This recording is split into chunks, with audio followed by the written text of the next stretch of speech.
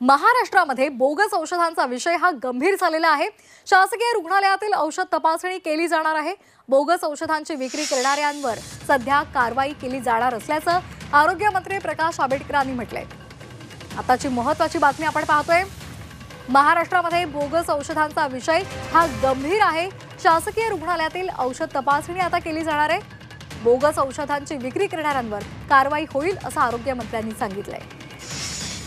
Bogus औषधांच्या खरेदीचा एक सगळ्या राज्यामध्ये चर्चेला विषय आला आणि त्या अनुषंगानं कोणत्याही परिस्थितीमध्ये अशा पद्धतीने कुठेही गंभीर चूक होता कामा नये यासाठी राज्यातल्या सर्व दवाखान्यांमधल्या एकूण खरेदी औषध खरेदी जी झालेली आहे त्या सगळ्या औषध खरेदीची प्रत्यक्ष तपासणी सुद्धा आता सद्यस्थितीत असणाऱ्या औषधांची सुद्धा तपासणी करणं आणि भविष्यात अशी कोणतीही चूक होऊ नये आणि आरोग्याशी सर्वसामान्य माणसाच्या खेळायचा अधिकार कुणालाही नाही त्याबद्दल कठोर पावलं उचलण्याबद्दल तात्काळ 15 दिवसांमध्ये या संपूर्ण राज्यातल्या सर्व दवाखान्यातल्या औषधांची तपासणी करणं आणि जे दोषी असतील त्यांच्यावरती कारवाई करणं आणि जे योग्य असेल त्या सगळ्याचा निश्चितपणाने पाठपुरावा करणं अशा पद्धतीची भूमिका घेण्याबद्दलचा पहिला निर्णय आजच्या बैठकीमध्ये आपण घेतला।